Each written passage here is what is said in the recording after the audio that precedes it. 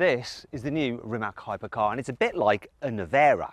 Yeah, you don't know what a Nevera is, do you? It's a Croatian storm. It's brutal, it's sudden, it's powerful. And that's why Rimac have called this car the Nevera, because it's all of those things. Now in this video, I'm going to give it a jolly good reviewing. And to do that, I'm going to talk you around the exterior, the interior. I'm going to take it for a drive on the road. I'm going to drive it like a hooligan. I'm going to launch it because apparently this is the quickest accelerating production car in the world. But we shall see. Anyway, I'm Matt Watson, and you're watching Carwow.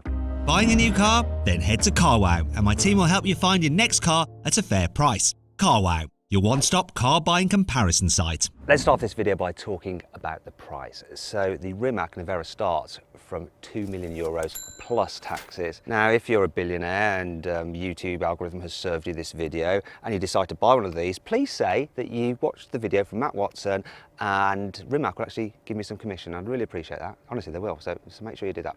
Alternatively, if you're just a normal person like me and you're thinking about buying an electric car, what I've done, I put a link up there to a really good electric car, one of my favourite ones that you can buy through Carwow, and you can see how much money you can save on that car. Alternatively, after this video, you can simply Google "Help me Carwow." My team and I will help you choose the right car for you and get it for a fair price from one of our trusted dealers. Now let's talk about the design of this car, and you're probably thinking, it's an electric car, thank God Matt isn't going to start poking it with a stick of truth. Well actually, look at this. Matty Rimac has given me my own bespoke carbon fibre Rimac stick of truth, and it actually grades the fakeness of the vent or the exhaust. Look, so if it only goes in this far, it's fake, then if it goes in that far, could be, there's almost. Yeah, for real, if you're getting all the way into here, and if you can bodge it all the way down there, you get the full-on wow. And for some reason, this also vibrates. Anyway, how do you turn it off? Come on.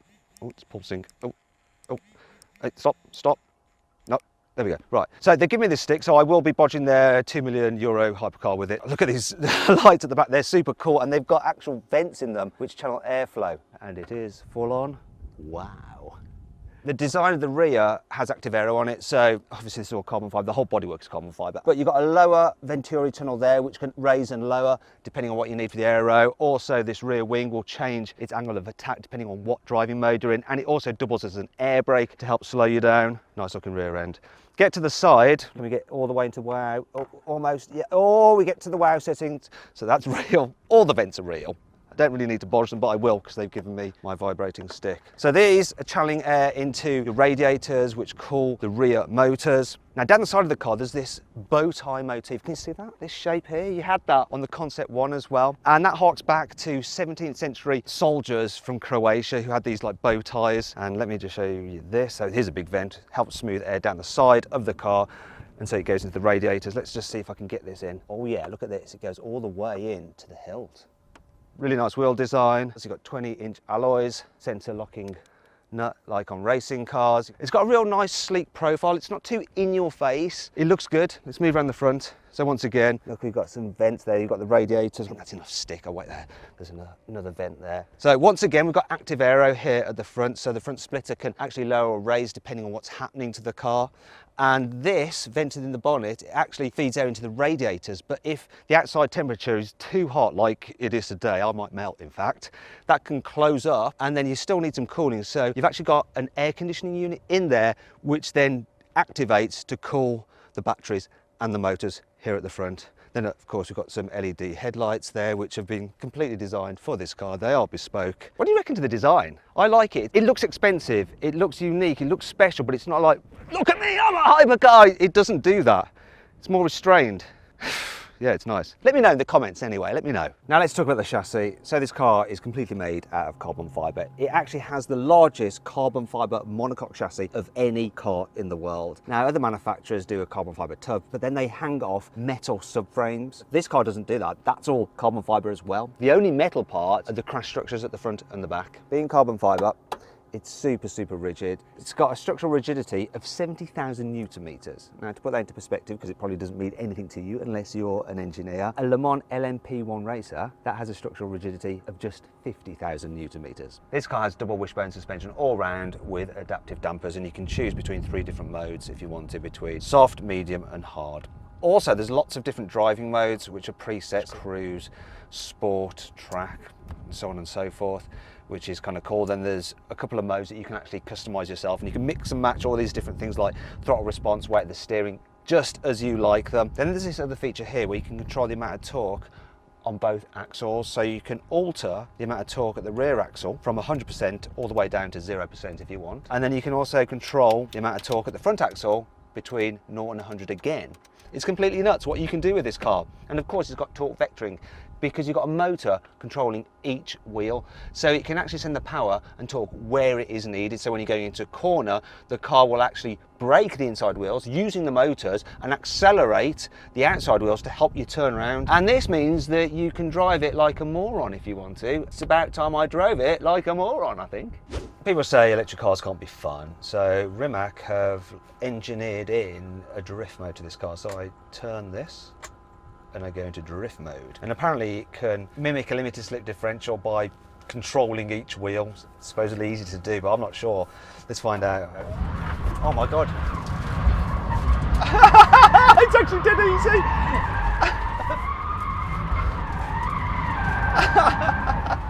It's too easy. Kill the tires.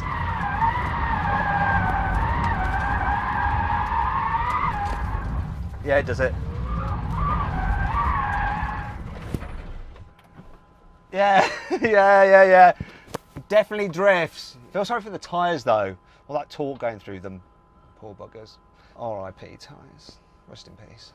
Now let's talk about the brakes, because this is very interesting. So you have 390mm carbon ceramic brakes at the front and at the back. You've got 6 piston calipers at the front and at the back. But then you've got the regen braking, and it's not like regen braking on any other electric car, because it can regen brake up to 300 kilowatts. What does that mean? So 300 kilowatts in old money is about 400 horsepower, which is the same maximum horsepower roughly as a BMW M2. So that's like having a BMW M2 attached to you by a rope and pulling you backwards.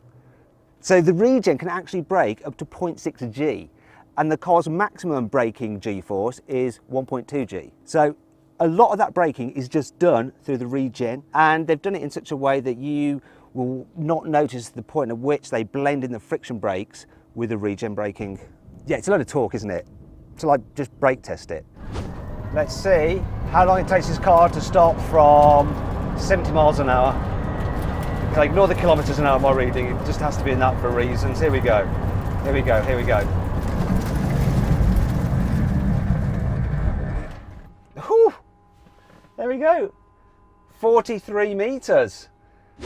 This Nevera is a car that is just full of records. So the battery pack, that's a record. 120 kilowatt hours, the largest battery pack fitted to any production EV. And you charge it by putting up this flap here, and then you have your ports there. So that's your AC and that's your DC. Now this car can actually charge really quickly. It can charge up to 500 kilowatts. I put these in wrong. It's a little bit of a puzzle.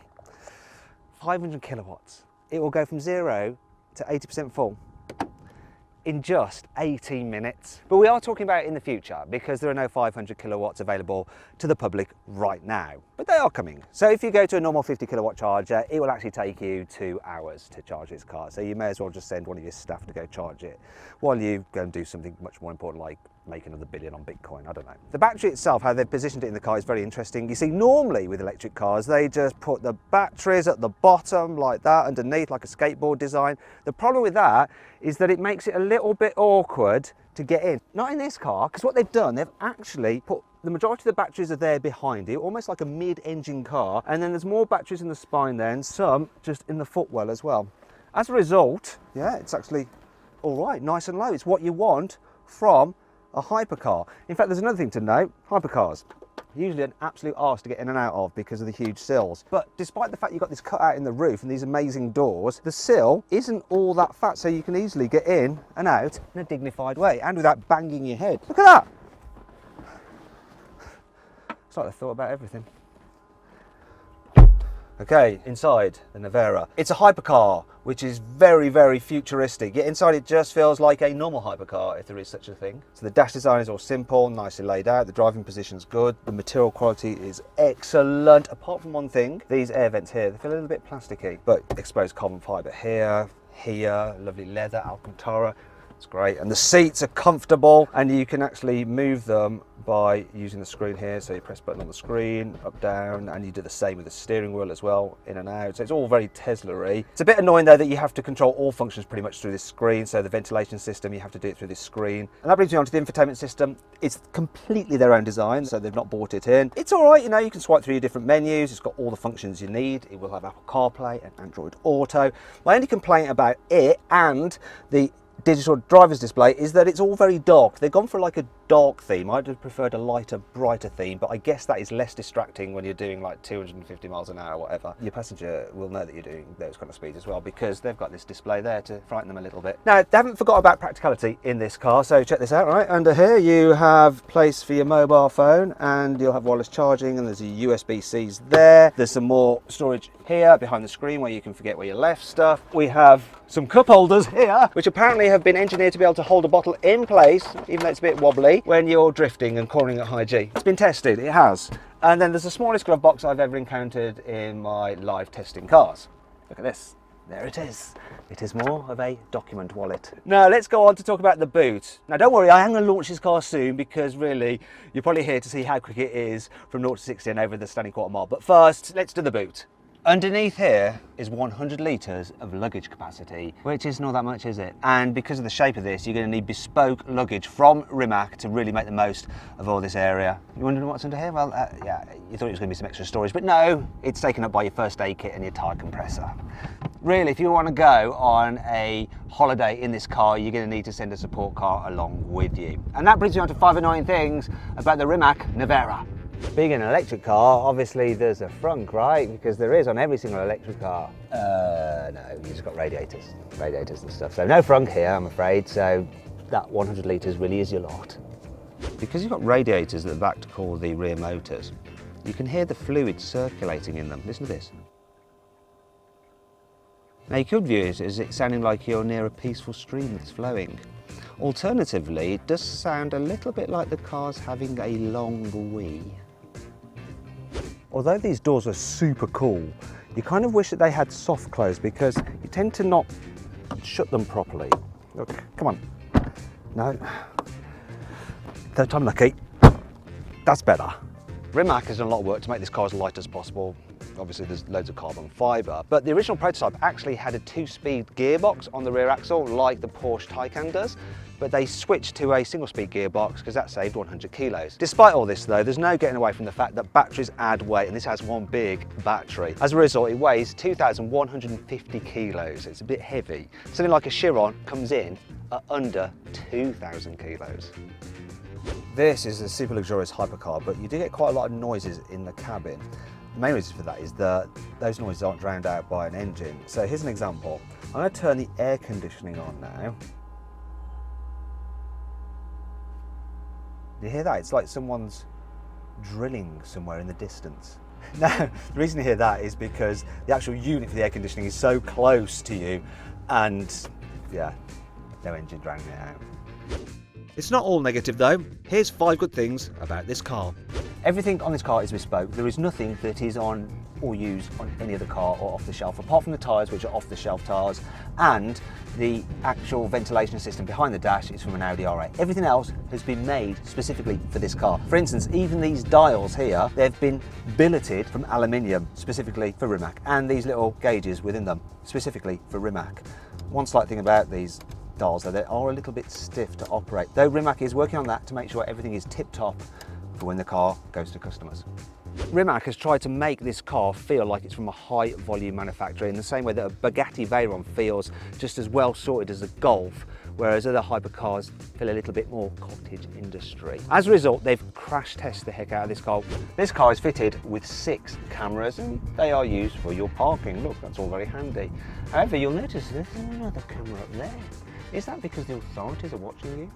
Well, no, it's because actually all the cameras on this car can double as action cameras. So if you want to record yourself as you're driving a lap, you can use those. You don't have to faff around mounting annoying GoPros like us plebs. This panel on the car has 3 LED strips, and they change colour depending on which mode you're in. And if you want, when you buy this car, you can have it set up so you can choose the colours that those are. So if you're from the UK like me, you could have red, white and blue.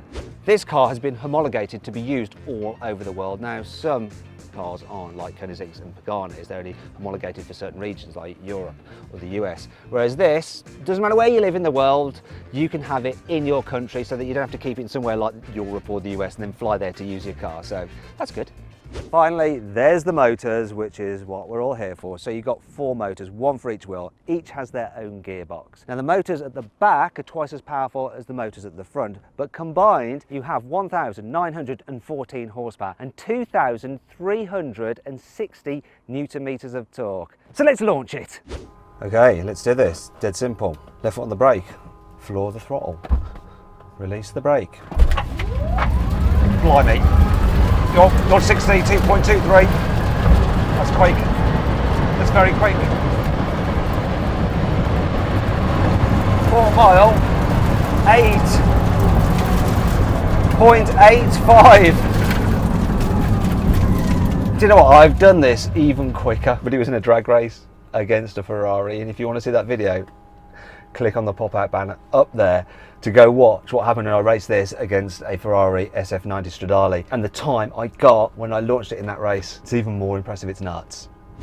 Okay, let's see what this Rimac Nevera is like to drive out on the open road. First thing to note is the suspension. So this is a hypercar, yet because I've got the dampers in their softest setting, it actually deals with bumps really well. Occasionally when you go over a big bump, you do hear a knocking sound. That's actually the steering rack. One of the things about this car is that it's a pre-series car, so it's not the finished deal that customers will get. It's apparently 80% completed, but there's things they're working on like the steering rack. There's other things they're working on like noise and vibration, so they'll add soundproofing to it. So at the moment when you're driving along and you go over surfaces which are covered in stones, you get lots of rattles around the wheel arches, almost like you're driving a racing car. Another thing that I think is surprisingly good is the visibility. You can really position where the car is because you have the wings to guide you, and the body does drop away quite sharply. These side mirrors are absolutely massive. They protrude quite a way out, so you can really see down the sides of the car. And the view out the rear view mirror is actually really good as well. One thing they've nailed on this car, really have nailed, and that is the throttle pedal. With a high performance car like this, it could be just super scary, like you just flex your right foot and boom, you're just off. But this is really good. It does build power, and it's great the way they do it with quite a long throttle pedal. So you can drive it quite easily without worrying about just suddenly accelerating into someone's bumper. It's easy to just cruise around and just pick up speed a bit like a normal car, or to accelerate like, yeah, that's fine, or that's really fast. Oh my God, we're going something now, and then it's, oh my God! Because it's actually traction limited, it feeds in the power, so you get this sense of the power building. Now I'm going to move it into sports mode, and now the throttle response is really fast. As you go through the battery though, you do get a cut off in power, so once you fall below 20% battery, you do get the amount of power that you have available reduced. Still, even when it's below 20%, there's so much power in this thing, you're never wanting for power, you never ever are. Now let's talk about the brakes. So I find that they're a little bit over assisted when you first touch the pedal, but then when you're deep into the pedal, they're a bit under assisted and a bit more like a race car. I'd rather have it the other way around. So less initial bite, but more assistance as you press the brake pedal harder. Let me just check out the turning circle on the car because this is important, obviously.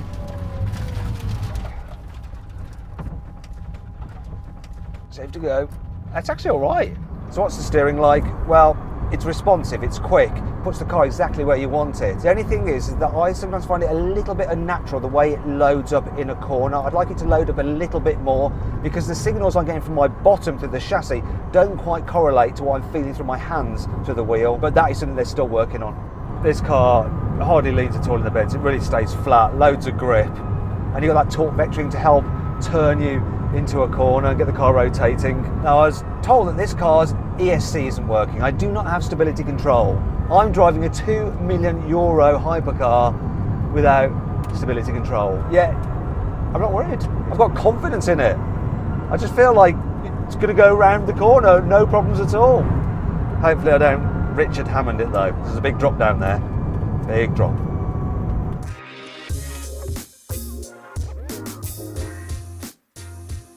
So then, what's my final verdict on the new Rimac Nevera?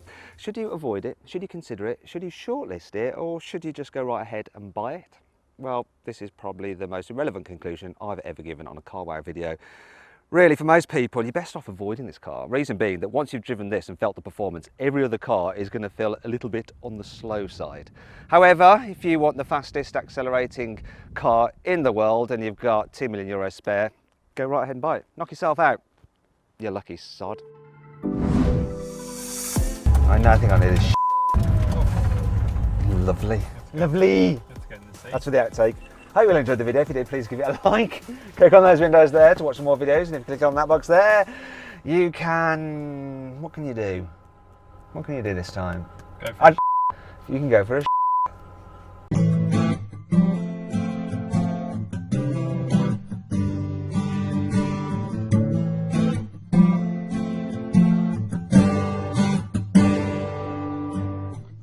There at the first sight, I never believed. When I saw you for the first time, I changed my mind. Your eyes and your smile are a fantasy. I need